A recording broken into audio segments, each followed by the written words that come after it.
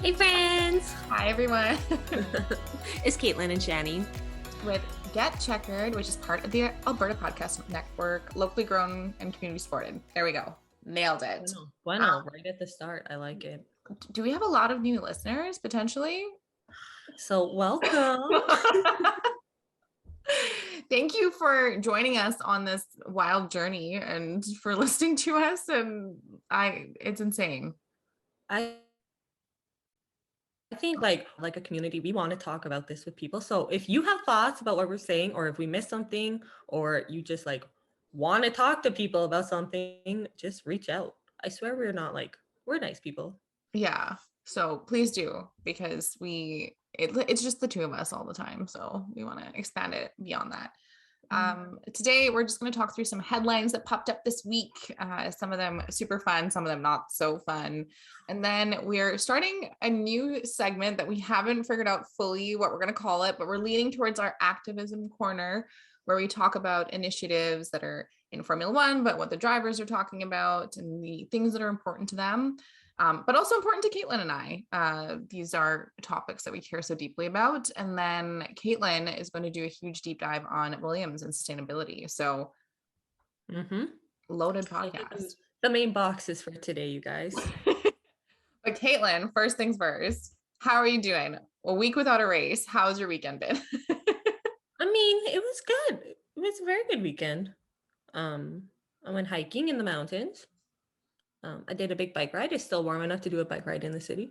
Which is a blessing if you're in Calgary. Right. Yeah. And I slept so much. It was fantastic. What about you, Shani? Yeah, I would say same thing. There's been a lot of just being able to see my friends, y'all. As you know, we're like every other country, which is dealing with COVID the way they can. So I got to see a lot of my friends over the weekend. Surprisingly, not Caitlin. Did not see Caitlin this weekend. Oh, we get to see each other virtually. Did see everybody else. Don't worry, we talk on the phone. We have a friendship outside of this podcast. But yeah, it was just nice to see my friends and our friends and people that we know. Because a lot of the time it's like, not seeing them for 2 to 3 months of the way our lives are going right now. So I'm just really excited about that and excited to have more changes, hopefully, where we can see more people together. Okay. We'll see. Maybe we just bring it up now. We're going to go into headlines and updates, you guys. I guess one of the main headlines is the fact that the US GP is coming up next week. Everyone probably knows this, that listens to our podcast. And if you don't, it's in Austin. And you guys, is going to be a normal watch time for us in Calgary. We get it. Like, it's a 1 p.m. It's a 1 p.m., which means Caitlin and I have been kicking around this idea since quite literally, I think our first episode, where the only people that listened was our parents. But we were thinking about potentially calling up a local bar and seeing if we can do an in-person screening, watch it in person with a bunch of people. We'll keep you posted on Instagram on any updates that come along with that, maybe on our site, I don't know, but yeah, we're putting it out there. So if you think it's a good idea too, and if you're in Calgary and a 1 p.m. like very low commitment, like it doesn't have to be a big deal, you can come hang out with us. If we get 3 people to show up, we'll be pretty happy. We'll be happy with that. Yes. Just let us know if you're interested by like sliding into any of our DMs or even on TikTok or whatever, and we'll make sure to get some details up when we figure out how to pull this off. Once we figure it out. A 1 p.m. start time, and it's like, see American GP. Why not go to a bar, have some beer and some wings? Because yeah, we don't have to order breakfast in at 6 o'clock anymore. Exactly. So yeah, that's out there. If you guys want to reach out, feel free. But yeah, that's the start of the headlines. We got some more though. Okay, we're gonna start with Max. There's been some stuff actually this week.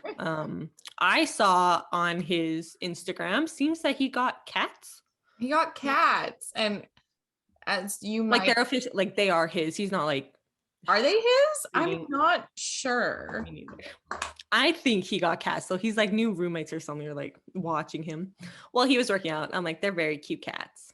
So the unofficial mascots of our podcast are Caitlin's 2 cats. So I am typically not a cat person, but Caitlin's cats have changed my mind completely.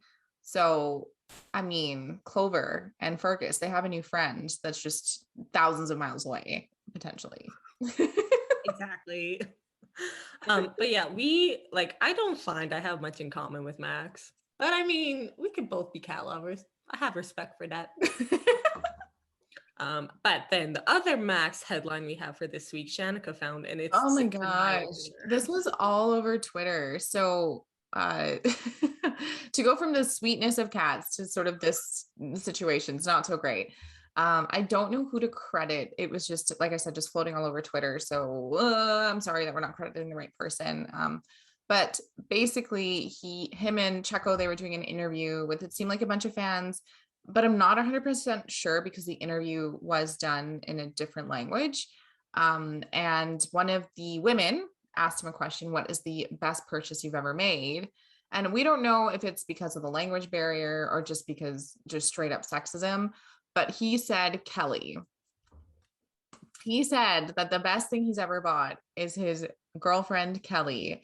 And it was just not good. The looks on the women's faces that were in the call were a mix of just shock, discomfort, and disgust. And you know that awkward laugh that people do? Yeah, that awkward laugh kicked in a little bit. But Sergio and Max just thought it was the funniest thing. And they were like laughing along and thought it was fine. And I was just like, what is happening? Don't do this. Just don't do this. I don't know. No, it's 21st century. We know that sexism is not funny. Yeah, and especially in a sport that's notoriously sexist, right? Like there's not enough women and equality in the sport at all. And it's not to say that there aren't talented women. We know that. My Caitlin here is a fucking brilliant engineer. So it's like it's difficult to Shanika went, I can't hear you. Oh, okay. You were going to say something so nice about me. I'm like, oh, okay. And then it just cut out. And I was like, okay, that's fine. What I don't know what else you said about that, but Shanika's very, very well respected in it. Okay. Sorry. Chaos. Anyways, what I was saying that you missed is that Caitlin's a fucking brilliant engineer. And again, is also a woman in a very male dominated space. So it just drives me absolutely insane when people that have a lot of power, which in this case are drivers, who have the caption, who are capturing the audiences and who people are paying attention to when they say stupid shit like this, because it might have just been something stupid. We were even chatting before the call, like, could it have been just not him understanding the question properly? Like, we're trying to even give him the benefit of the doubt. But I think all in all, it's just such a bad look. I don't know. My hope is that Max has already apologized to Kelly, because I would be pissed if yeah, I have a feeling Kelly would not stand for that. Like we did an episode where we talked about, am I on like echo or something? No, you're fine. We did an episode on the wives and girlfriends, and it's like Kelly is pretty exceptional with everything she does, right? And she comes from a very like motorsport legendary family. So like she wouldn't stand for it, I don't think her family would stand to hear that either. Max better be apologizing. Yeah, he better. I mean, I hope he's already apologized and has been in a little bit of the doghouse from her, because Caitlin's right. She has a really great, successful career that she's built on her own. The minimum, or the bare minimum that you can have, is to have your partner respect you. Like, come on, it's not that deep. I noted here though that this is not a good look for Red Bull, right? At the end of the day, equity, diversity, and inclusion are things that a lot of businesses are looking at within their own companies and their company structures, because they realize that their companies don't reflect the real world, whether it's coming to gender, sexual orientation, or even just what people look like. Like if it's a bunch of white people at a company, people need to change that. So for this to somehow slip past the PR team or anyone, it's really problematic. And I hope that this, at least for Red Bull Racing, is just a moment of, okay, we need to take a step back. Are we doing the right things? Are we looking at our initiatives the right way? Does need to be more education on a lot of the issues that we face? Because this is such a rookie mistake. And I don't know. I don't know. Literally the faces of your company make sexist comments and laugh about it. Yeah. They are the face of what people see about Red Bull. 100%. And it's such a rookie mistake. Like Caitlin and I, we interviewed Guy LaValle, who is a programmer for the Calgary International Film Festival. And there are just common practices like flipping the questions beforehand so that, you know, typically someone knows what you're being asked. And it doesn't mean that you need to stick to those questions, but just so they have a rough idea. Not all interviews are like that, but literally 99% of them are. So I'm just surprised that, you know, I don't know. This is just ridiculous. There just needs to be improvements, I think. And I don't know if it's because I have this weird, it's not an anti-Red Bull bias. That's not it at all. But we've heard through the grapevine that they don't have the best work culture, right? So to then like have that in the back of our mind and then see this externally, it's kind of like, Yeah, I think it adds fuel to the fire of what negativity we hear. Exactly. So that's sort of my annoying takes. But our next headline, which is from gpfans.com, is that Alfa Romeo and the Giovinazzi saga that just never ends. The headline read, "It was not ideal that Gio ignored the team orders at the Turkish Grand Prix, as the team believed Kimi could have gotten points." I have a question for you, Caitlin. Did you have any idea that this was happening? No. I had no idea either. I did not know about this. Oh, I'm so sorry. My phone. I have the world's most obnoxious ringtone, so I know it's my phone going off in like a crowd. Okay. Yeah. Sorry, but do you know what Gio ignored? Like, So I don't even know when it was, what part of the race, but essentially it got to the point where Gio just did not have as much pace as Kimi, and he was told by the team to let Kimi by, and he basically just ignored them, and which is not good because of that, Alfa Romeo doesn't have any points, and they were fully set that Kimi could have gotten points at the pace that he was going at and his tire control and all that kind of stuff. So just not a good look, but I have two sort of gripes about this. One is that we watched the whole race. We weren't together that day, but we watched the whole race and like on two different streams from two different providers, and we had no idea this was happening.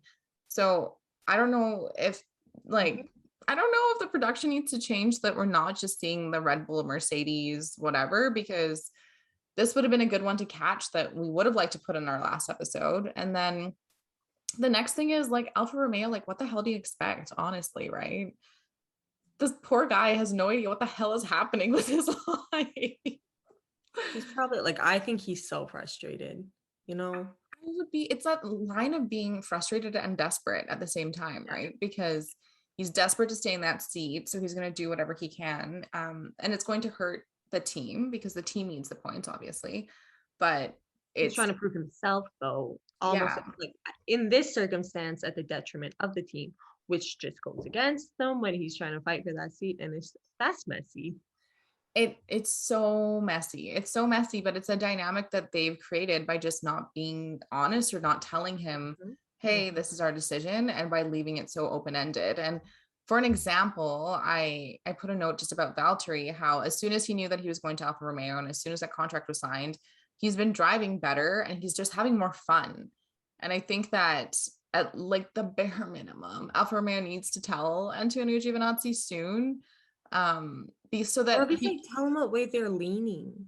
Right? Or anything, because right now there's just so much speculation, and I just don't think it's fair to ask someone to do what you want when you're not even giving them like the common decency to just tell them what the hell's going to happen with their life. Like, and it's we're at a point right now where he won't have a seat at a team, right? Like he will not have a seat at a team, maybe be a reserve driver, but that's it. So it's rough. Oh, do you see Clover? If you're watching us on YouTube, you probably see like a back and butt, basically. Yeah. Clover. She's very cute. She's my favorite out of Caitlin's two cats. Oh my God, although Shanika shouldn't have favorites, we love both. Everyone seems to have a favorite between the two of them. At least it's a pretty even mix. Exactly. Yeah, so I don't know. I just think Alfa Romeo is just, they made their bed, they need to lie in it, and they need to come up with a decision soon, because this is like getting really ridiculous and it isn't fair to Antonio Giovinazzi. But also at the same time, he should have probably stuck to team orders so that they could have gotten points in the last race. I don't know. Yeah, it's not. I strongly disagree with how Alfa Romeo is approaching this. I think it's very rude to do this to someone. And Antonio, I think, I don't know what was going on in his mind to disobey team orders to let Kimi pass. That's kind of like a fuck you, in it. No. It is like a fuck you. And I guess in some ways it's not going to paint him in the best light either, because it's like, if you can't be a team player, and that's what we know Formula One is to be all about, where you do have to give up for your teammates if they're doing better than you, right? And if you can't be a team player and you're trying to prove yourself, like, are you proving yourself in a different way, in a more negative way to your team? I don't know. I have no idea. Yeah, we hope that gets sorted soon, though. It's already mid-October, you guys. We're talking about what happens next year. And for everyone that doesn't know, or maybe you're new to Formula One like we are, the season ends in the middle of December and then they start testing in March. So for it to be the middle of October and for Antonio Giovinazzi to still not know what's happening, it's like Caitlin said, it's flat out just rude and disrespectful all the way around. The next headline I saw was tied to Alpine. They were saying they're looking to bring a team B, like a B team, back into Formula One, not back into Formula One, into Formula One for them. So it would be similar to what Red Bull has with Alpha Tauri and what sort of Mercedes has with Williams. That would bring the driver count to 22. And from what I saw on social, like, people were pretty happy about it. They're like, 22 is like a really good number of drivers. I don't know why. So if you have been watching Formula One forever and you have a reason why 22 is great, please tell me, because I was reading people's tweets and they were just like, yeah, 22 is the sweet spot. And I'm like, I don't know why. Like, that's interesting, because I saw that headline and I was like, wouldn't they just like almost kick a team out or something and have 10 teams, just because 10 is a prettier number than 11? But right, maybe I'm missing something. No. So yeah, they're thinking about bringing the junior team in, which would be really great for that way Oscar can come in. Right? That's what I was thinking, because they have these great junior drivers that are in their driving school, but because there's like so many driving schools, only so many seats, like, it would be nice to have them go into a junior team where they can like just learn how to be in Formula One and experience that. And for someone like Oscar Piastri, that would be really great, because we know at this point, even though he is incredible and so talented, he basically has zero prospects for Formula One until, did you say, like, was it 2022 or 2023? 2023. For 2023.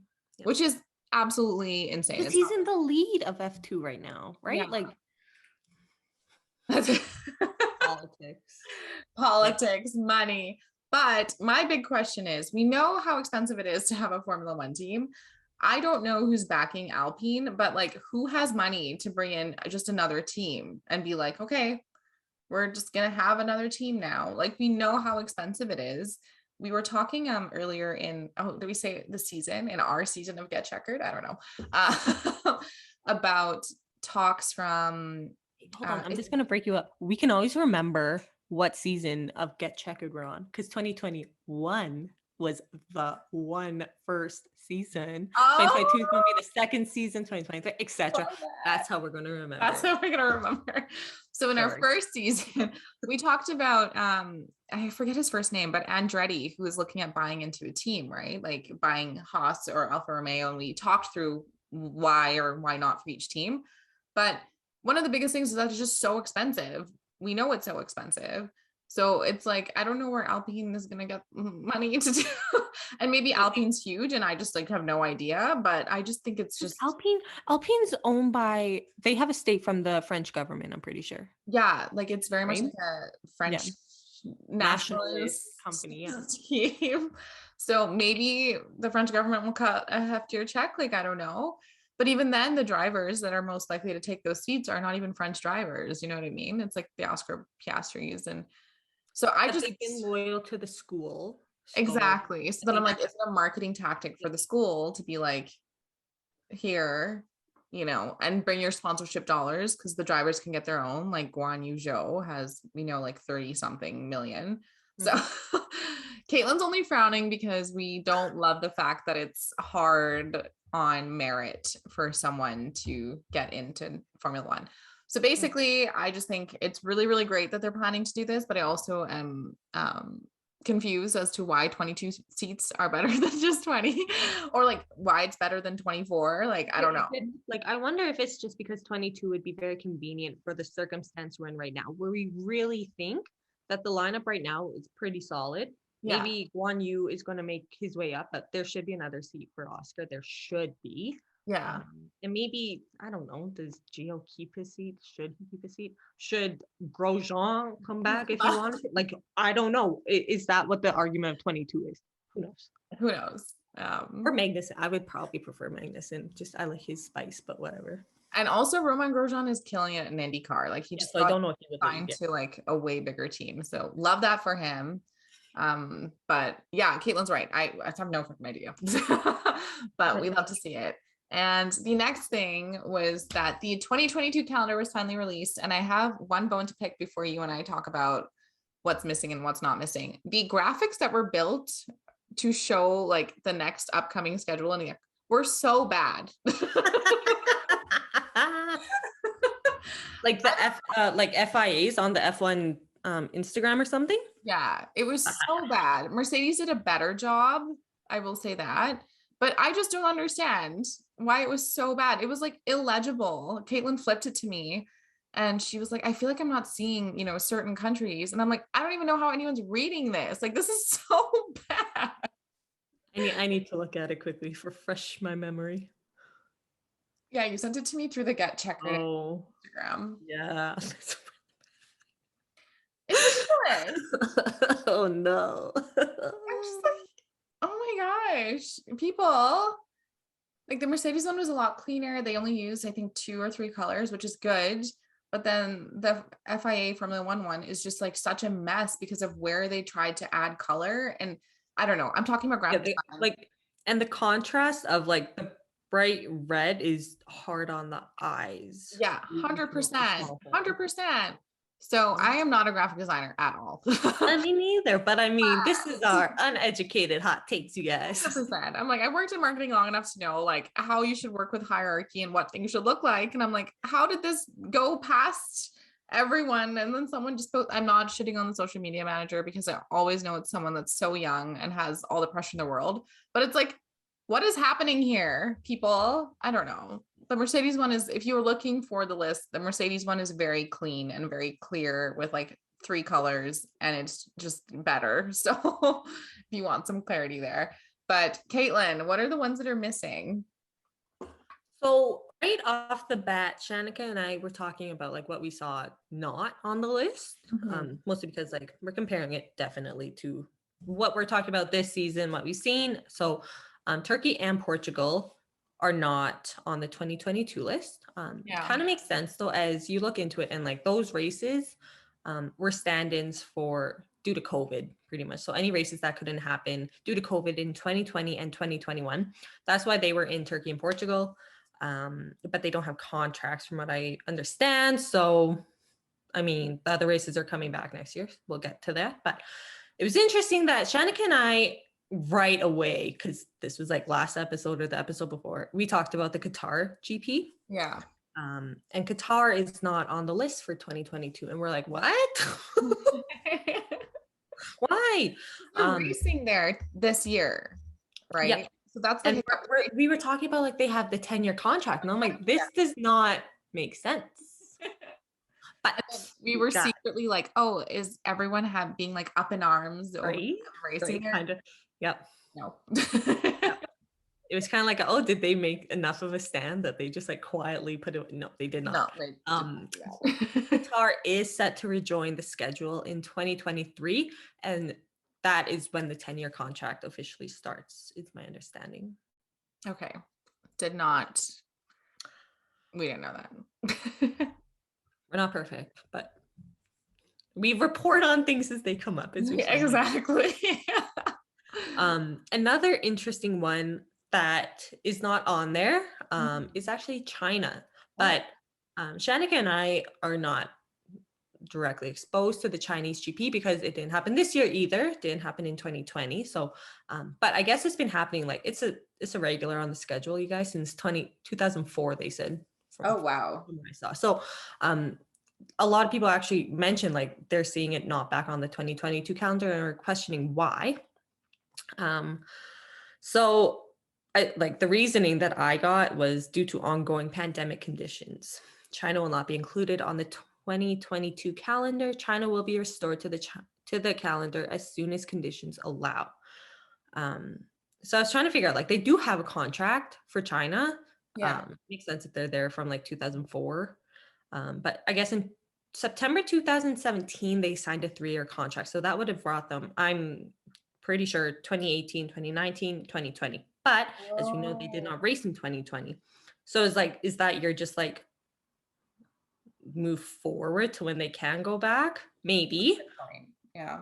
Or are they in the background trying to sign another one, which rumors on a few websites of them looking to sign a contract back in June 2020. That lasted for 5 years, but it's like they didn't race 2020 or 2021. So did that go through? I don't know if it was officially signed.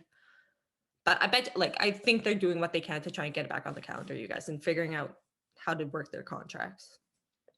Okay. Yeah, that's again though, this is like where I get so it's I don't know. We know China's got some issues, people. So it's again like Formula One, where is your stance? This is the perfect time for them to be like, do we even want China on our like racing schedule, which they clearly said they do. But if you're in limbo with contracts, then maybe it's time to like stand up for something, because there are some severe human rights violations going on right now in China. So I don't know, but we'll see. Maybe one day the FIA and Formula One will make the right choice.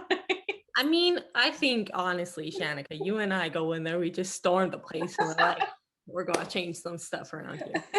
You together collectively, Caitlin and I, between her sustainability and just like my socioeconomic viewpoints, I'm sure we could just overhaul the whole organization and just Easy, change right? it from the ground up. 2 girls from Calgary that have been watching this for a year. Oh But my gosh. there Okay. are races coming back. Yeah, And which we're races excited about, right? Yes. Which races are those? I'm going to give this one to you. Okay, so the big one, and the one that people always talk about as being a favorite, is the Canadian Grand Prix is finally back.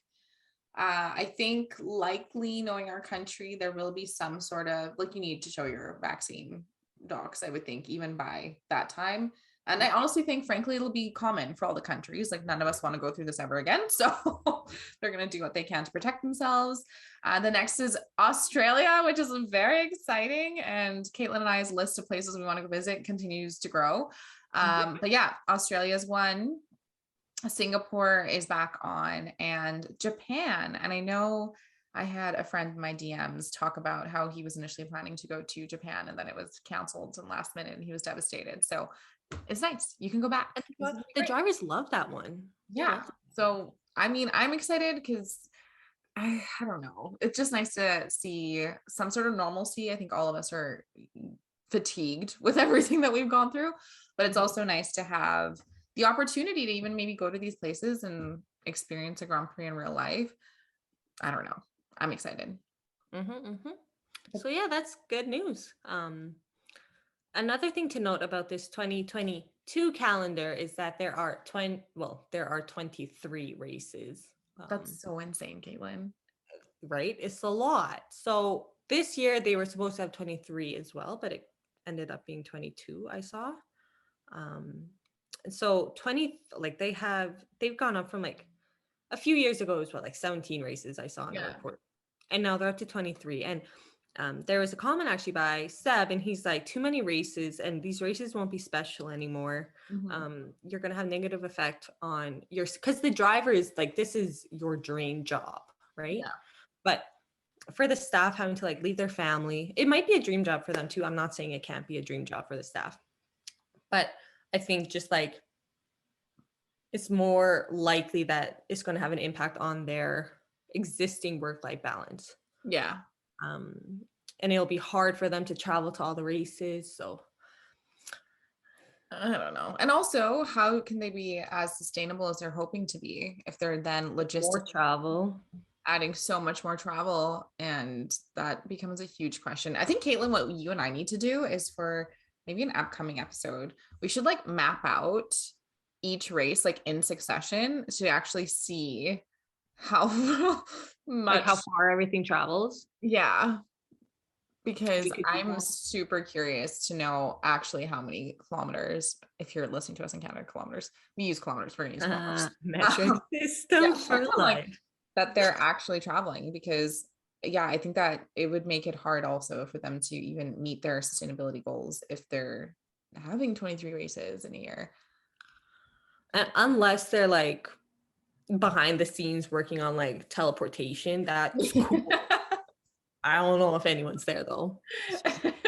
I mean, these teams have money and they're developing things really rapidly. Who knows? But 23 races, and knowing that their break is from December to March. But even like if you think 23 races, like how many there's only what, 52 weeks in a year? Yeah. So if we were to take a full calendar year, that's And they're ending in November next year. They oh, weren't December dates. ending it in November. That might be nice. December, Though. yep.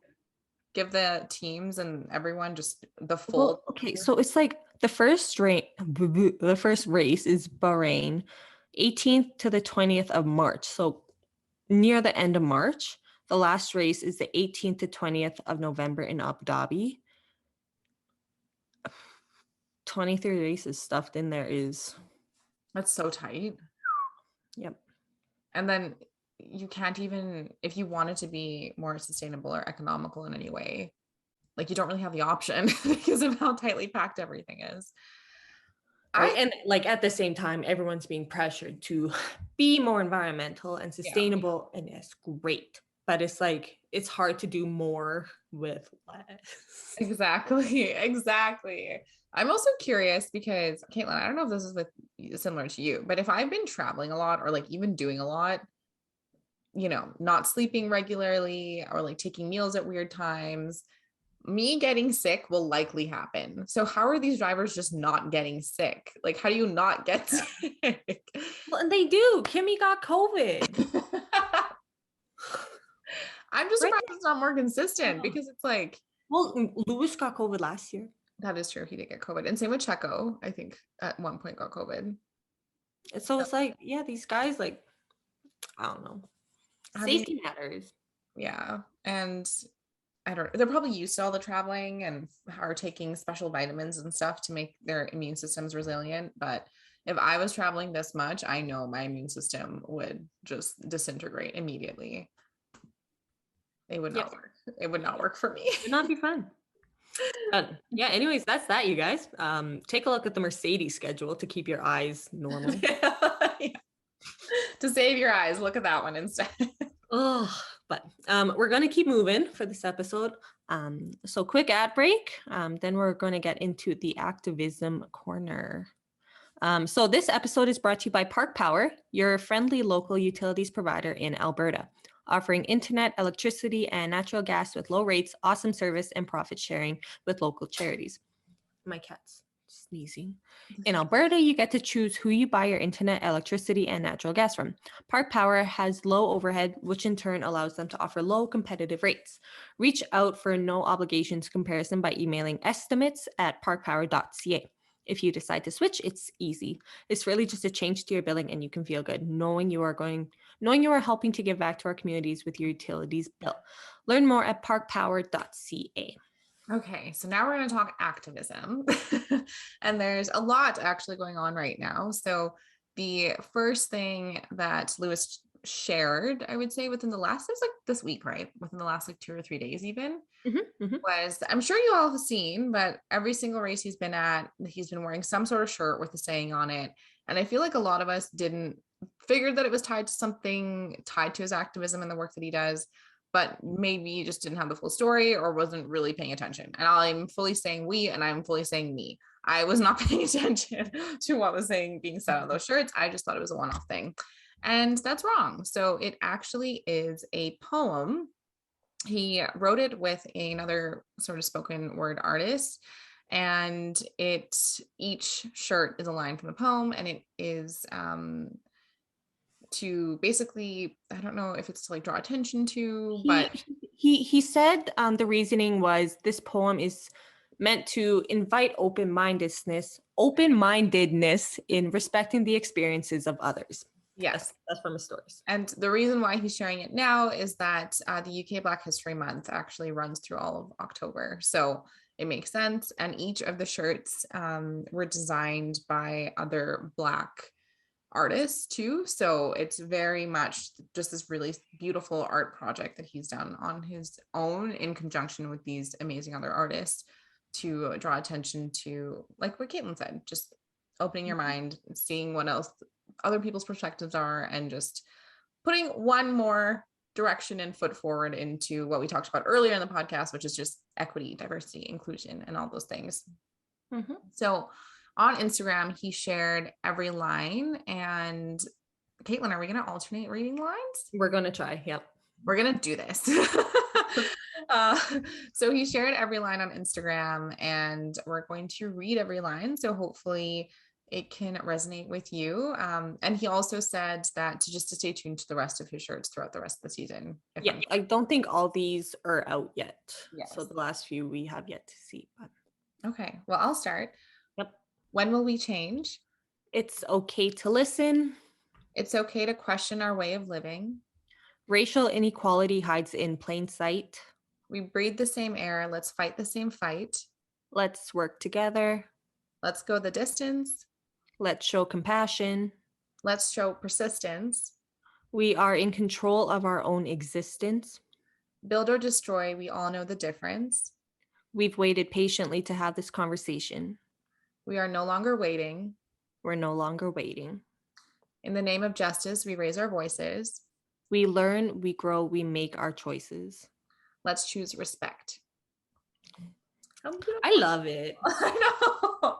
I think it's very creative and it's great messaging. I'm like fucking top notch, Lewis Hamilton. Yeah, and I'm curious to see if I mean, I don't know how, but maybe if he'll release the shirts at the end of the season and have portions of proceeds or all proceeds go to, I know he has his own organization, but other organizations that are trying to end or educate on racial inequality. So I don't know. We'll see what ends up happening with it. But like Caitlin said, there should be more throughout the rest of the season. So keep a lookout. I'm sure he'll be taking them out on Instagram because there's also, like I said, he's doing these in conjunction with other artists. So there are other people that you should be checking out to see their great work. And he was tagging them on his stories. He put them as that wallpaper. You can access those stories whenever you want to. So yeah, if you go to his Instagram and click the highlight, the only highlight that he has saved, you can go through all the shirts and see the designs and who's been designing them and all that kind of stuff. So it's definitely worth checking out. And it actually ties into something that I saw all over social media, sort of post Turkish Grand Prix, which, you know what, we're going to talk about it because I think it's really important. And it's something that I've seen sort of come up since Caitlin and I have started the podcast, obviously because we're paying more attention. It's just the treatment of Lewis Hamilton in general in British media, but also just the general media. So obviously we know at the Turkish Grand Prix, he was upset as he should be, you know, it didn't go the way that he wanted. And even we said like he was pissed off. And what we said was like, they're probably going to talk as a team and figure out how to communicate better. And that'll be it. That's where we kind of left it. And what surprised me is that the content coming out from other Formula One fans or even the Formula One Twitter account, when Lando, for example, lost out on potentially winning the race, they tweeted like these words of encouragement at him versus Lewis. It was like this weird side-eyed captioned thing. And I was like, this is bizarre. And it got me thinking just about this entire season, how when it does come to Lewis Hamilton, how he is treated differently. And even when it comes to the drivers. So like Max can get angry. We call him out on the podcast when he's when it's gone a little bit too far. Lando can get angry, but Lewis is also always painted in a different light. And with the Turkish Grand Prix, it got so bad. So there were so many people saying all these things of he shouldn't have said this, or he should have done this, or whatever. He actually had to make a public statement regarding the whole situation, which again is something that we don't see from the other drivers. If anything, they always say, hey, things happen in the heat of the moment. But Lewis is held to a different standard because he is one of one. He is the only Black driver in the sport. And the fact that he had to put out a statement explaining himself, I didn't love. I actually think he should never have to explain himself when the other drivers are not having to do that. And it's something I wrote down here where it's just a massive catch-22 when it comes to smashing glass ceilings. Like Lewis Hamilton is the GOAT. Regardless of what you say, he is quite literally the greatest of all time in a sport. And he is, I said, one of one in many ways. And because of that, whatever he does, he's damned if he does and damned if he doesn't. If he didn't put out a statement, people would have said something. If he reacted the way that he did, which all the drivers react, people were criticizing him so heavily that he had to put out a statement. Like there's no winning for him. And what I was seeing from a lot of Formula One fans, especially ones who are oppressed in any way, so women, fans of color, like anyone across the spectrum, was just a lot of concern, frustration because of this commentary. And I think it's completely valid, to be honest with you. The angry Black man or the angry Black woman, especially that trope, is something that's played out in media forever. And when I mean forever, y'all, I studied film in university, and looking at racial stereotypes play out, and even in film in like the 1920s, 1910s, when there wasn't even sound and it was all black and white, it's mind-boggling because you can see just how far back these linkages go. What's concerning, though, is that these tropes are directly tied to slavery and the discrimination and the subjugation of other people that are different during that era. So I was trying to think about like Caitlin and I's probably exposure to slavery and all that kind of stuff. And we often learn and hear about it from a North American or American lens and American media. And that's because, one, Canada is so close to the United States. Everything that we do is very much in tandem. I would say throughout history, minus maybe the last couple of years with Donald Trump, there's a lot of tension, but generally speaking, the US is Canada's biggest ally. So we see things through that lens. But also when it comes to slavery, Canada did have a part, but like in a bit more of a positive way, I would say, to end slavery. That's not to say that Canada's history isn't marked with horrible things, but because it is. But in the 1700s, I think like the late 1700s is when Canada basically said, we're not going to be a country that enslaves people. And that's when the Underground Railroad came to be. So for those who don't know, who are listening maybe in the UK, the Underground Railroad was essentially a passage. It's not a real Underground Railroad, I want to make it clear, but just a passage for slaves to come to Canada. And basically, as soon as they hit that border, they would be free. And that's how a lot of people became free. We can talk about it. There's some really great history actually here in Alberta of Black farmers that came over that way and settled in portions of Alberta. I know Alberta's not known for that, but I'm just saying. But another reason why we only see slavery through that lens of American history, or even how Canada's history is tied up into it, is just also the American media. It's everywhere. Like they've infiltrated even our networks here in Canada. So it's really hard to get a whole holistic lens, I would say, of what's going on in the world. So in the UK, I'm going to be honest, I'm so freaking ignorant about this stuff. And I had to do some quick reading, but unsurprisingly, the UK was involved in the slave trade as much as the US. So a lot of the issues that we see in the United States about just the disenfranchisement of African Americans there, or the Black British people in the UK, they're very much in line. And the same issues with police brutality exist in the UK.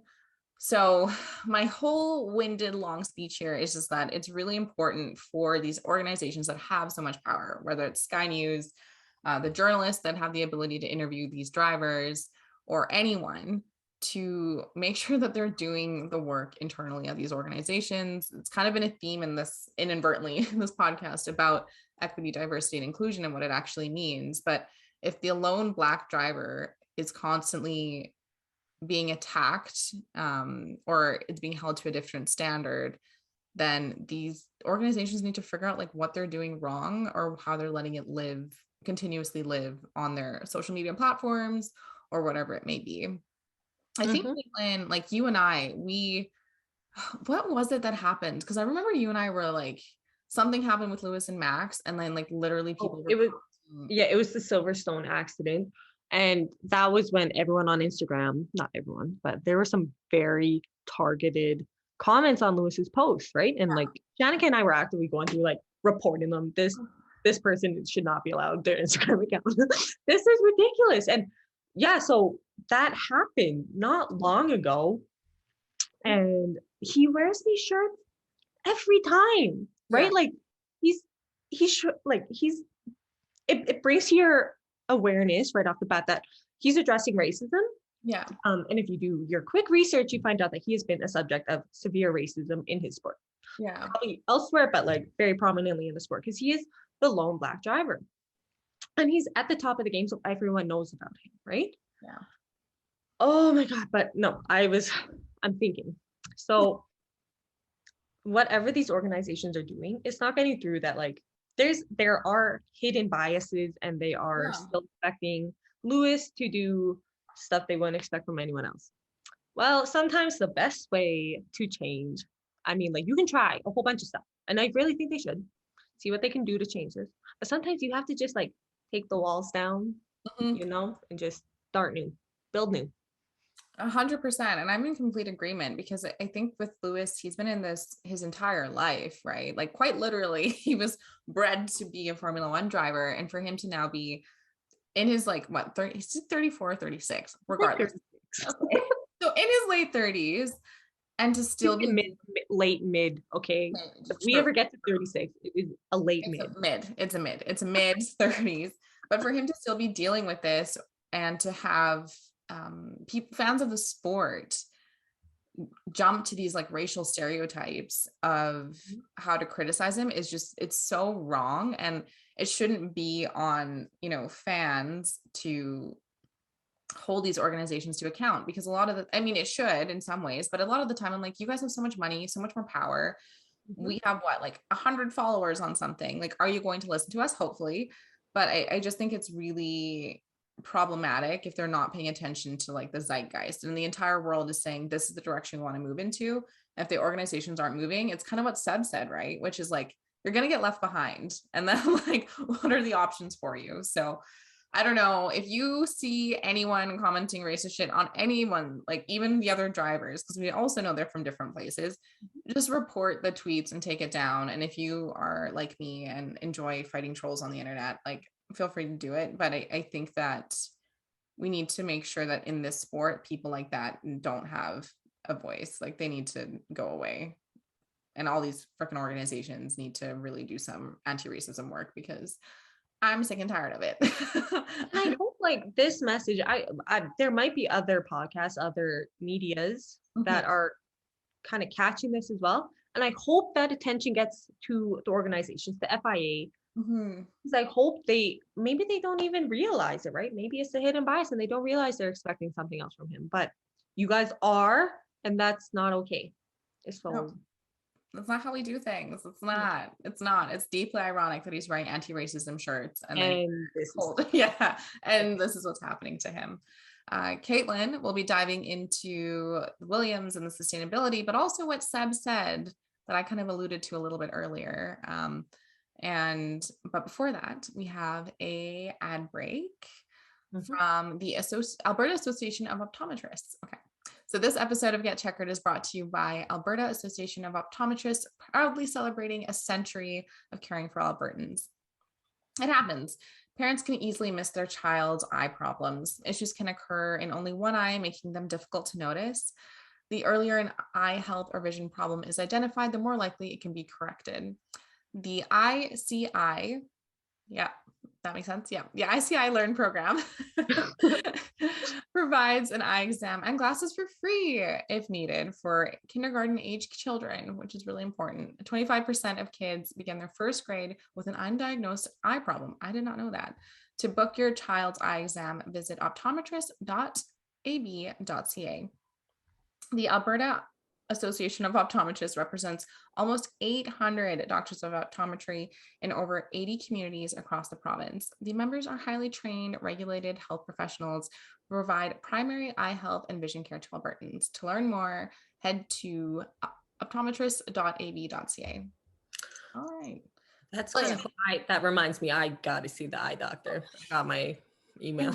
I was like, I have been very stubborn because I don't know if it's the same thing for where people are listening in from, but every time your prescription changed, and mine has changed a little bit, I'm not more blind than before, but I have to like get refitted for contact lenses. And I've been just like so stubborn where I'm like, I don't want to have to go to the lady and like prove that I can put contact lenses in my eyes after I've been doing it for like 7 years. Like, come on, longer than 7 years. Like since I was like 15. Jeez. So I should do it though, because I look like a nerd right now. You should all go see the eye doctor. Yes, go see the eye doctor and don't be stubborn. If something's wrong, just go, please. Yes. So that's a really good one. So Shanika is like the queen of the socioeconomic realm of our podcast. I'm definitely thinking like I'm going to try to be consistent about a sustainability segment for our podcast episodes that aren't after races. So we did one overall about F1's commitment for sustainability, and I think that was a really good one to do first. But today's episode, we bring to you the Williams team sustainability strategy. It was released earlier this week on their social medias, so they've been working on it behind the scenes probably for quite some time. But kind of leading up to this is a problem that Sebastian Vettel, our homeboy, he said earlier, he's like, he believes F1 will eventually disappear, and probably rightfully so if it does not develop more sustainable engine technologies. That was a report from Motorsport, and it's like, okay, that is setting the stage. Your own drivers, not Williams drivers, but an F1 driver who is 4-time world champ is saying shit like this. So it's coming from within. We're going to pressure you from the outside. So exactly. Yeah. Okay. So diving into the Williams strategy, we can probably link the, I found like the brochure.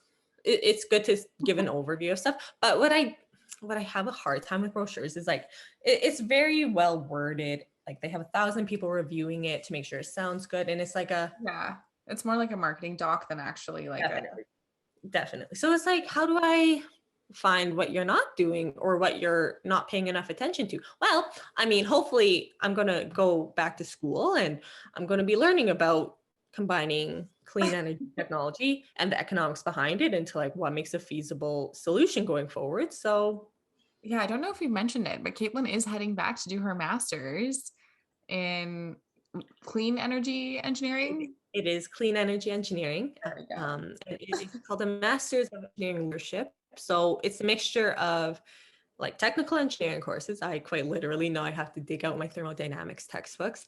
And then it's also half business and leadership courses, which I think is essential. I've had to like, I came out of high school being like, I'm good at math and science. I despise business. And I still, you guys can probably sense, I despise how money can drive people apart, and how it just like is such, I just hate that money has that power, but it totally does.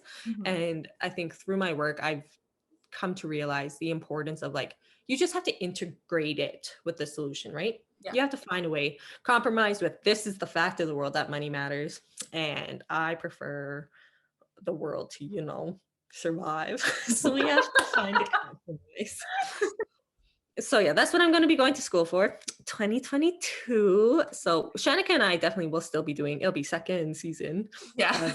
It'll be virtual like every time. Primarily virtual, unless, you know, I come out for a weekend. You know, we got some things. We'll see. It'd be fun. It's in Vancouver. So if we have any Vancouver listeners, hit me up because I don't know people in Vancouver. So okay, but anyways, on that note, so these are my hot takes as of October 2021 when I haven't gone back to school. Kind of like we'll see. Maybe I talk about this later on and I'm like, they're obviously missing this point. But at this point, I don't know. I just have like my internal gut feelings about it. So their goal of this sustainability strategy is they have defined a number of intentions for 2030, which have been used to design our strategy for 2025. So design their strategy for 2025, which we know the new power unit will be coming in. Yeah. So they got some work to do before that one, which will have repercussions for 2030 metrics.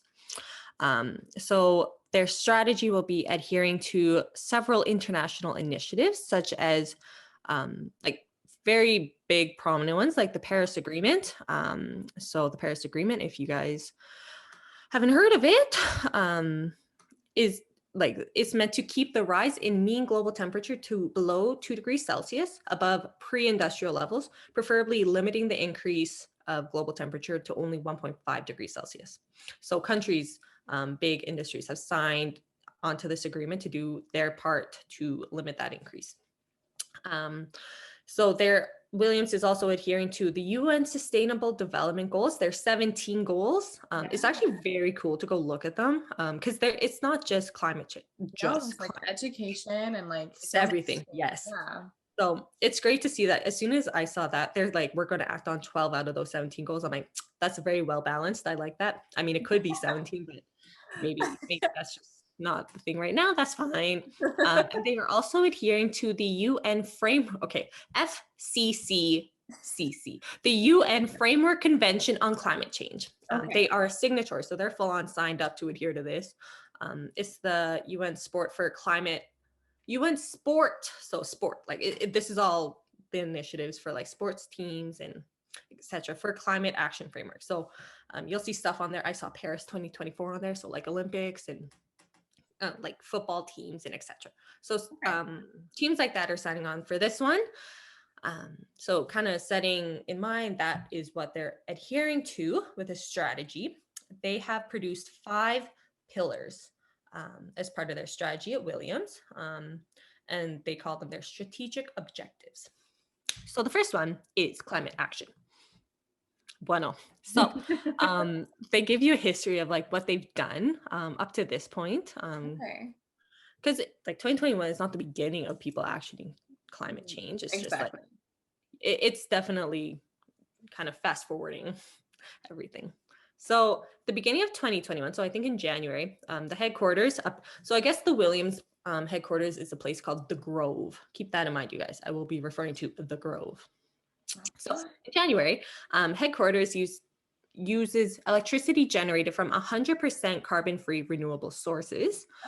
So that's very significant. They have received the 3-star FIA environmental accreditation. So what this is, because I had no idea what this was. This is an accreditation. It is the top tier of a 3-tier award system given out by FIA. It, like for the most part, it assesses a company's ESG management systems for the most part. So that's environmental, social, governance management systems. Technically, so like they can give this award out. It's not just to F1 teams. They give it out to motorsport in general, companies, etc. So you have a 1-star, 2-star, 3-star. They have 3-star top tier, and this is the same as Ferrari. So I had no idea about Ferrari having anything. It makes sense. Lots of companies will, but I'm like, they have a 3-star, so they must have something pretty good. So I will be doing a deep dive on Ferrari. Trying to figure out what I can. But I have not seen anything on Ferrari's social medias about their sustainable plans. I haven't seen about any of their platforms, or like I haven't even seen like a news release or anything about what they're doing. So right. So maybe it's refining. Maybe they'll come out with an announcement like Williams. I'm not sure. But there's an opportunity with the platform as big as you have, with your whole tifosi tuned into everything you do on social media. You have a chance to bring sustainability front of mind. So that will be another episode. But back to Williams is also historically to this point, they have limited their single-use plastic. So thank Lord. I think that's a very easy thing for us to do. Like in first world countries, I'm saying it's relatively easy. We have the technology. It's not that expensive. And they aim for locally sourced food pretty much when they're on the road. So to reduce transportation and everything and just help out the local economy. Bueno. So coming up for climate action, they are aiming to hit freight emissions. So we know they're going to be traveling a shit ton. So freight emissions being looked into currently and how to reduce them. They put a metric for 15% reduction. Good, but could it be more? My opinion. Okay. They have quote unquote significant opportunity to increase use of clean tech energy generation, which Okay. I fully stand behind. They are talking even at the paddock. So like literally like at the races, I think is what they were saying there. They are in talks of on-site energy generation at the Grove, so at their home base. They're looking into water harvesting solutions deployed in 2022 That's to interesting. minimize the use of drinking water for irrigation and operational processes by 15%. So okay, that's something I would not have thought of, but Yeah. this is, you guys, if you're going to be a tree hugger, if you're going to be an environmentalist, you do have to realize that the people in the business, the people in the industry have such an opportunity to help you, right? That's true. They know they know what they can hit. They know the stuff you wouldn't even think about. So I'm just saying it's an conversation, no matter who the industry is you're talking to. Yeah. And I think it's honestly, Caitlin, is so similar to just vaccines, right? Like, yeah, you can Google whatever, but these doctors have been becoming a doctor for their entire lives. And like there's more than just like, oh, it's this one vaccine. I think there's so much behind the scenes that they've seen, exactly. like, talked about, but yes. Listen to As humans, I think we want to be experts in so much, but unless you're like a Stephen Hawking, I don't know if you could be an expert on everything. Even Albert Einstein probably was not an expert on everything. Do I think of Albert Einstein being an expert on like relationships and dating? No. So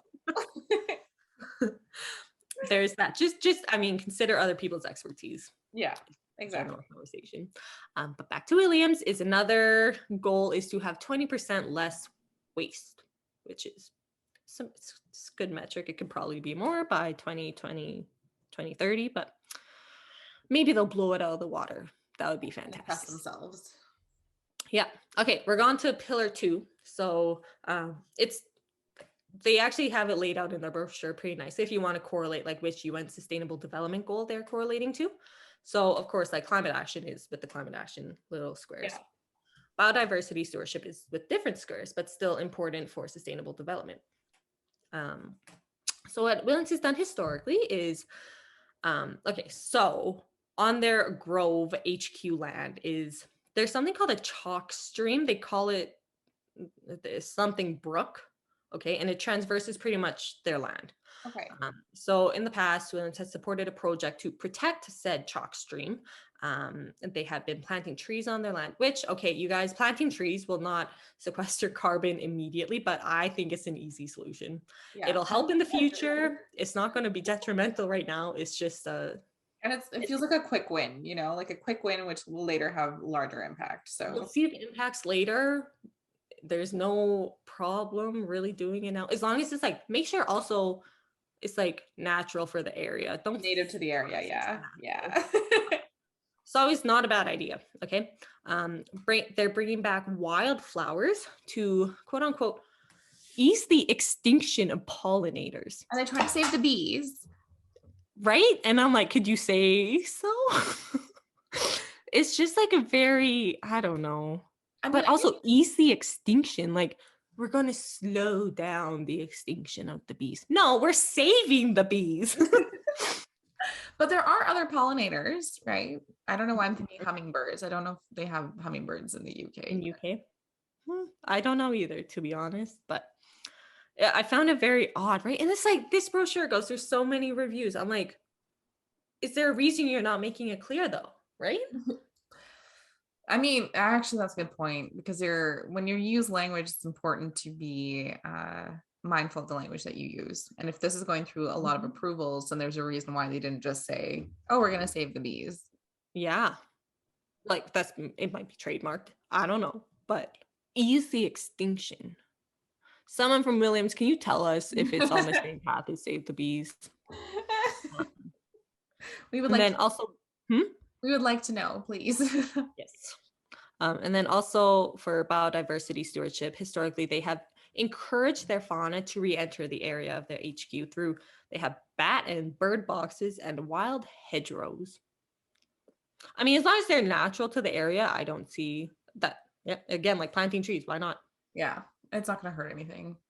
So coming up though, what they're planning to look forward to, quote unquote, still a lot to do. Okay, so hearing what they've done historically, you guys, you can kind of like, if you're watching YouTube, you can see our expressions. We're kind of like it seems like, you know how Shanika and I were saying earlier about the whole, like, your partner, who was it? You just need to be respected by your team.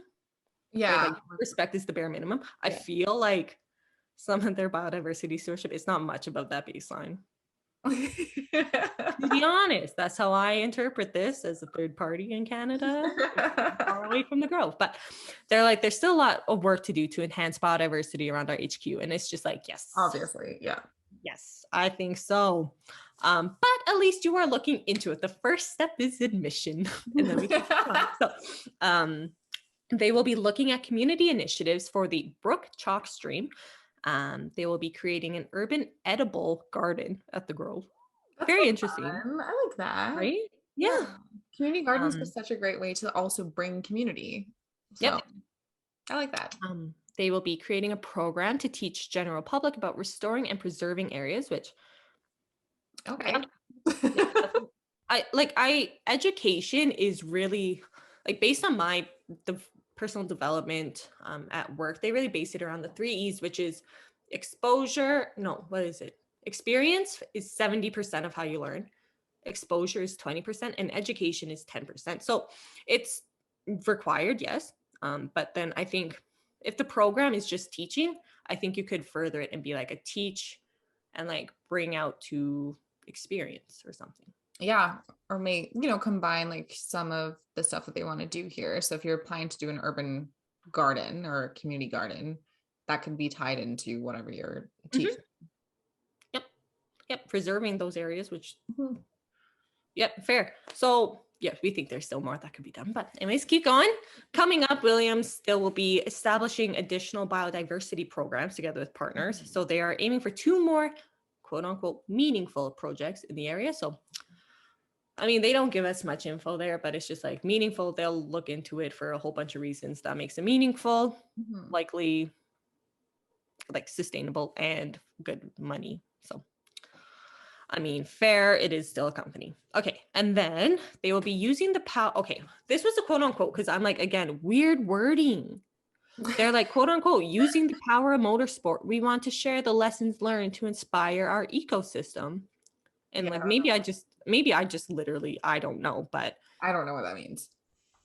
Right. It's kind of like, if you're making it on a like public brochure, maybe just make it so the average person could read it too, because maybe like ecosystem is everything around you, and that's fair. Inspire everyone around you is that what they're trying to say? Maybe. Yeah, it doesn't sound like a real, so it sounds like someone wrote it out, but then they needed to sound a little bit better, so they whipped out like the synonyms and just like swapped words in, and now it doesn't actually make sense. To use the power of motorsport must share to inspire our ecosystem. And again, is it like the ecosystem that exists within Williams, or is it like the ecosystem at large? Exactly. I don't know. Okay, well, as long as they know what they're talking about, maybe that's what matters.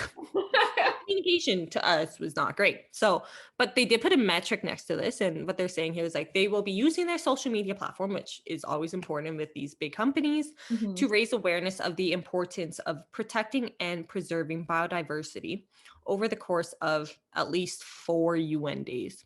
Okay. So I guess like they do have to make it very like measurable to make it a SMART goal.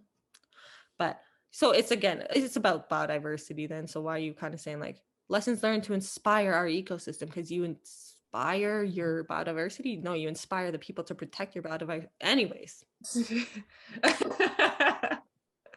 Like the goal at least makes sense, right? Yeah, the goal makes sense for sure. Maybe not the messaging around the goal. Anyways, yeah. So there's that, you guys. The third pillar for Williams is sustainable innovation.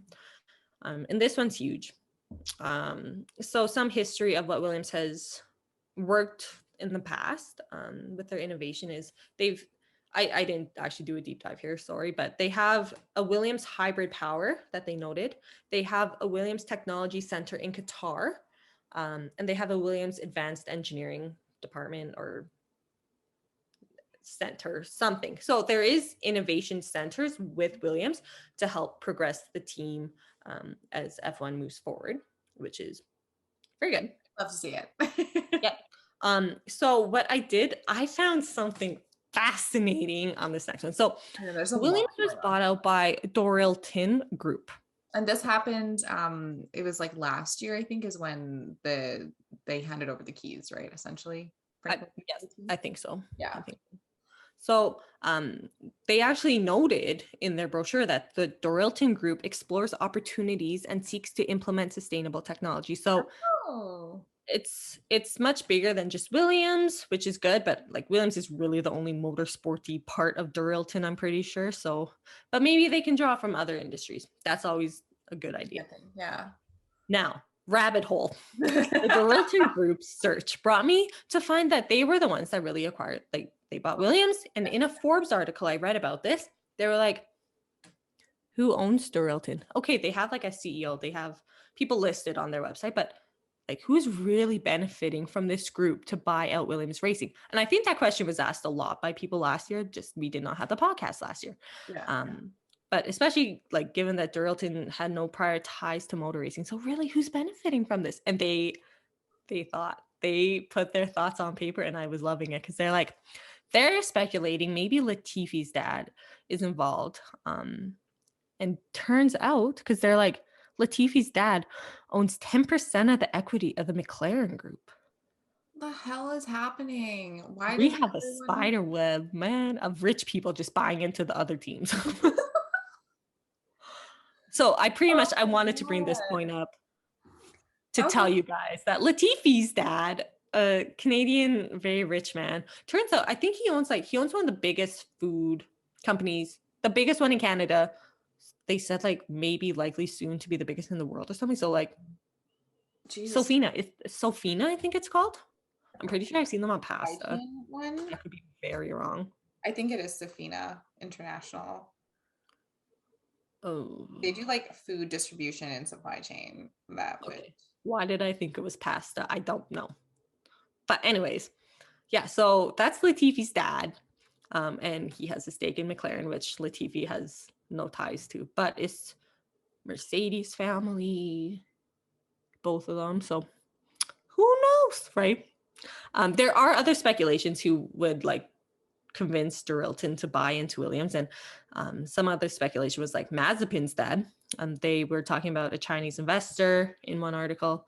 There was another one about an ex-Formula Renault champ and his dad being the ones convincing pretty much Dorilton to do this. So that all could be very plausible too. I don't know if it's actually been answered, like why Dorilton did that. Sorry, this is like coming so full circle because I know I was like, Sofina has something to do with just traditional supply chain. They bought out Lilydale. So Michael Latifi, which is Nicholas Latifi's dad, works within processing animals, which is like sort of what I am tried to disrupt with our startup, because what happens is that these conglomerates are built and there's lots of issues with like violation of people's human rights and farmers not making enough money. So yeah, that's good to know. Coming full circle, it is tied to supply chain and food. So that's our rabbit hole. But yeah, you guys, very interesting. Oh my gosh, anyways, we're back onto first people need to be stopped. The 1% is insane. Yeah, seriously. God. Anyways, okay, we're back on sustainable innovation. It is very important. And so what is Williams going to be doing in the future? I was happy to see some of these stuff. So they said they were going to be actively involved in at least 2 projects to fight climate change, such as carbon capture or storage technology. So I think that's it's a very hot topic right now. So at least 2 projects. So I have hope for more. And that'll be by 2030, of course. They will be doing a full life cycle assessment of the racing car with the objective of reducing CO2 equivalent. I think this is a great idea. It's not just the racing that you can start cutting emissions. it's not even just the development, or is like, I would look at it, the development stage, the implementation phases, or the operations phases. Even after that, it's the life cycle of like decommissioning, abandonment, what happens to that car afterwards. Like, can you save CO2 there too? They will be assessing everywhere they can save it, and I think that's great. Williams will be deploying at least 2 sustainable technologies in the HQ and trackside hospitality. So not really sure what those would be. Sustainable technologies, like, I don't know, coffee machine powered by a wind turbine. I don't know. With solar panels all the time. which could work, right? Yeah, they go to a lot of sunny places. And also we're like teasing because it's like they could obviously do more, but it's just so vague that it's like it could literally be a coffee machine, or maybe they're outfitting all their trucks with solar panels or something. Like, I don't know. Yep. So I want to know what those are, but we shall see. That is in the future up to 2030. Okay. And they will showcase at least 2 innovative projects on sustainable design and showcasing circular economy principles in our racing team. Okay. So as you can tell, I just copied and pasted that because I don't even know what to think of it. I was getting tired after all this. But showcase at least 2 innovative projects on sustainable design. Like, what is that? Yeah, I don't know what that means. Like, have a showing at your HQ or something in our race. I don't know. We don't know. What is showcase, you guys? Be more specific. Anyways, so on to, I believe this is the 4th pillar. The history of what Williams has done is, it is industry access for all. So I think it's kind of cool. And it's kind of like, I'm picturing this as like people coming into the sport, people coming into the industry, like Shanika and I are doing. We're trying to get into the industry through sharing our thoughts, and we talk too much. But industry access for all, I think, is important because it really seems to be like the billionaire rich boys club to be an F1 driver, right? We talked about that before. So I was interested to see how they're going to make it accessible for all. And okay, so going into the history though, they have the Williams Engineering and their driver academy. So they have the Williams Engineering Academy fellow engineers. That could be very cool if you're interested in that, to encourage access and equality. So, okay, we're talking about access and equality just after our earlier conversation. Is kind of ironic, but whatever. I know, we are talking about it. So yeah, it's coming out in strategies. Like, you just have to they're not just words. You have to put actions behind them. Right? Williams has a suite of early career programs in place. They have broad programs of outreach and local community engagement. And also something we love to see is they have pioneered inclusiveness, particularly of gender representation through role models. So they had... It's so true. Like, this is the team that's really led the charge, I feel like, in many ways. And it's epic. We love it. We need to see more. So they had Lady Virginia Williams. So she was the matriarch of the Williams family. She was the mother of Claire, wife to Frank. We have Claire herself, who really is a fucking storm. I really like Claire. I do too. I think that the one thing that just hurt them was just not having enough financing and money in place. But I really think she's done a lot for the team. And the fact that she still checks in on George when George is doing well and stuff. I love that. That is stuff I will generalize. You get stuff like that with females, right? I can see Zach Brown always checking in on Lando for sure. But the female touch is sometimes just, it's nice and it's different. Yeah. Right? So I agree. That's always nice with Claire. They mentioned Susie Wolf. I will go into that more. And Jamie Chadwick, who is currently in the W Series. So I guess they all have connections with Williams. Of course, the first 2 are the Williams family. But Williams also has a program called Respect at Williams. It is a internal employee-led program on inclusion. So love to see that. And my rabbit hole on this note is Susie Wolf, because I'm like, isn't she she's married to Toto? So it's not like a Mercedes point to bring Susie up. No, because Susie was a development and a test driver for Williams. And this is back in 2014 and 2015. Wow. She was signed with them in 2012. And then come 2014, 2015, she was the development and test driver for Williams. And so she was the first woman since 1992 to drive a Formula One weekend. Jesus Christ. Right? Like, I can see why Toto loves her. That's pretty epic. That's so epic. And she's a Scottish woman. I'm like, we love Scotland. So. Yeah, so some great women coming through the history of Williams. So we got to see more. Okay, keep it coming. And the other, like, that is lead. I know, like, I'm going to kind of just briefly jump ahead. The fifth pillar is all about like leadership. This is leading. Okay, all this inclusion, bringing women into a male dominated sport. This is leadership. Yeah, but it's also interesting that it's like the sort of top-down method, right? Because yes, Frank Williams did what Frank Williams did, but you had the matriarch that was also at the top, and they brought in their daughter. And it's like having that representation at the top means that all of these other things can be fleshed out because you have someone at the top who's representation. Yep. You can see where the gaps are because they're living that experience or have lived that experience, right? So find a way to keep that up, Williams. I know you have like a male CEO right now, so I'm in there now, but hopefully.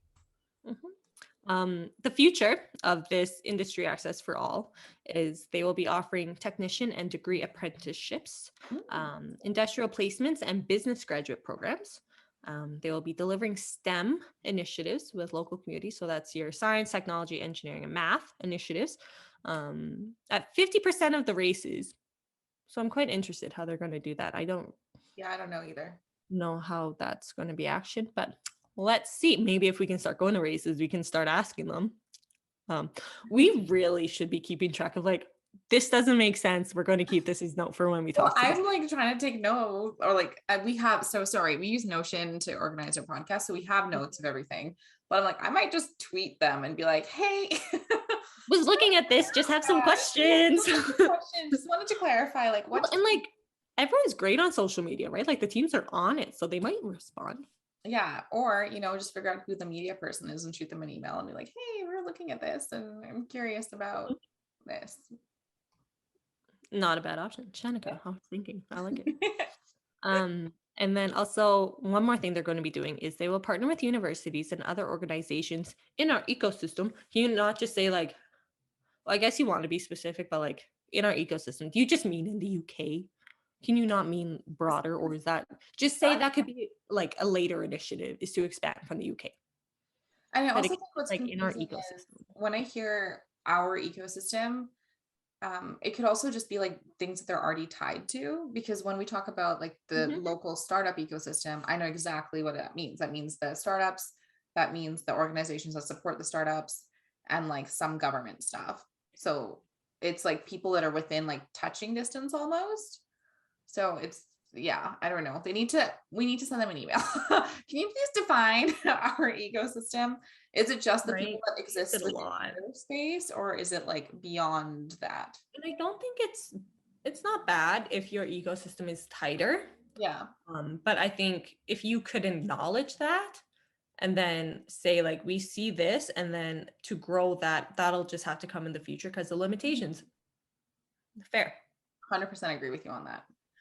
So they said that, but I'll partner with universities and other orgs and in the ecosystem to create esport programs to increase access to the industry. They'll have a goal at 20% of the races to have an esport program. So I'm wondering if, I don't know. I do think I agree with esports to increase access to the industry because everyone seems to be doing like the virtual racing.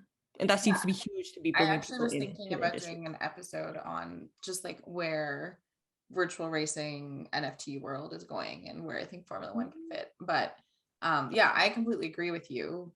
But I just don't understand how they're going to infiltrate these spaces, I guess. Me neither. And it's like goal at 20% of the races. Does that just mean you guys are going to set up like a virtual racing booth at the races? Yeah. Like, I don't know. That's what goes on in my head, but again, a question for you guys. I just don't know what it means, and we're not trying to be mean. We just want clarity. Yeah. But as I've alluded to earlier, the fifth pillar is a purpose-driven leadership. Interesting. Okay. And I do like this. My program is going to be about leadership too, and leadership is not being. It doesn't have to be your CEO. It doesn't have to be someone's manager. Leadership is just like taking an initiative and like it's scary to lead people into the unknown, but I think everyone, as humans, we are capable of that feeling. We're Yeah, capable. I agree with you. What they've done in the past is pretty much they listed a lot, and it was a lot of internal processes and practices. But to be honest, I'm like, you guys, if you take a look at the brochure, I think I still have it up. I can give you an example. Hold on. Sorry, I'm not well organized, but so oh my goodness.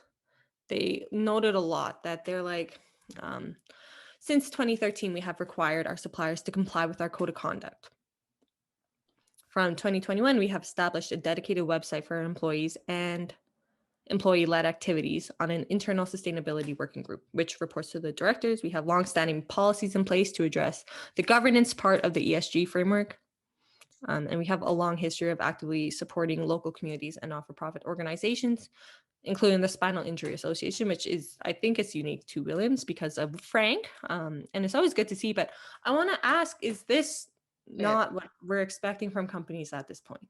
I was gonna say that's a very bare minimum. Even the first point, which is like code of conduct. Requiring our suppliers to comply with our code of conduct. Yeah. Like I have a startup and we had that within like the first year one, like not even year one, I think like the first month or two. So I don't know. And I get like you have to write something on this page of the brochure for sure, right? And sometimes like the weaker examples, is I will call that one, still should be said. And I do agree with that, but I wanted to see more. Yeah. Like you could start with like some big hitters, and then if you needed to fill space, you can put the other stuff. But those big hitters give you that idea that like you are a company that goes above and beyond. And that they're innovating, right? Like I didn't see that. I'm like, you guys could have put in the whole woman stuff in this one too. Like you're putting in like for leadership positions, that is huge. That is something you should have noted actually. So yeah, my thoughts on everything else is like, is it above and beyond? I would probably give you a very mediocre grade on that if I was a teacher. But moving forward, they plan to have greater collaboration with partners and vendors, which I get there's actually a lot that goes behind that sentence. So I don't know if I just did not write down the metric or not, but I'm like, metric should probably be on that one because it's a very big statement. They'll have annual sustainability reports for accountability. Agree with that, but like who's holding you accountable kind of, and how are you going to improve year after year? Is it like it'll be to the goals, it'll be to the metrics in this report, in this strategy. But I want you to have someone reviewing your report annually. That is like a third party person that isn't tied to Williams. That is like an external body that's primarily focused on this. 100%. Yeah.